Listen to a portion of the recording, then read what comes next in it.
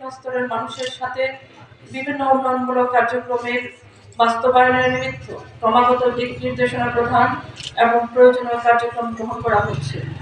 জামালপুরের বকশীগঞ্জে ৪ ডিসেম্বরের দিনে মহান মুক্তিযুদ্ধের স্বাধীনতার স্মৃতি পর্বে ১১ নম্বর সেক্টরের ঐতিহাসিক ধানুয়া কামালপুরে পাকিস্তানি হানাদার মুক্ত দিবস পালিত হয়েছে।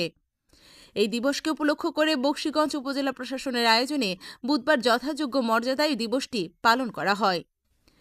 এই উপলক্ষে বেলা ১১টায় দেশের জাতীয় পতাকা উত্তোলন, স্মৃতিসৌধে পুষ্পস্তবক অর্পণ করা সহ নানা আয়োজন করা হয়েছে। এছাড়াও বেলা দুপুর ১২টায় ঐতিহাসিক ধানুয়া কামালপুর মুক্তিযোদ্ধা মুক্ত মঞ্চে আলোচনা সভার আয়োজন করেন।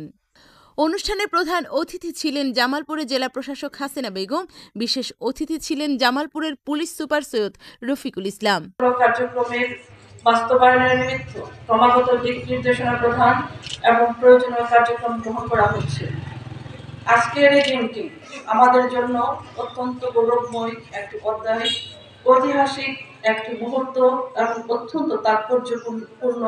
উক্ত অনুষ্ঠানে বকশীগঞ্জ উপজেলা নির্বাহী অফিসার ইউএনও অহনা জিন্নাতের সভাপতিত্বে অনুষ্ঠিত ওই আলোচনা সভায় বক্তব্য রাখেন জামালপুর জেলা পরিষদের ভারপ্রাপ্ত নির্বাহী কর্মকর্তা মুনমুন জাহান লিজা, সহকারী কমিশনার ভূমি আসমাউল হুসনা, বকশীগঞ্জ থানার অফিসার ইনচার্জ খন্দকার শাকের আহমেদ, সাবেক কমান্ডার বীর মুক্তিযোদ্ধা নওশেদ আলী, বীর মুক্তিযোদ্ধা মতিউল আলম, বীর মুক্তিযোদ্ধা আমিনুল হক, উপজেলা বিএনপির আহ্বায়ক মানিক সওদাগর, পৌর বিএনপির আহ্বায়ক জাহিদুল ইসলাম প্রিন্স সহ প্রমুখ।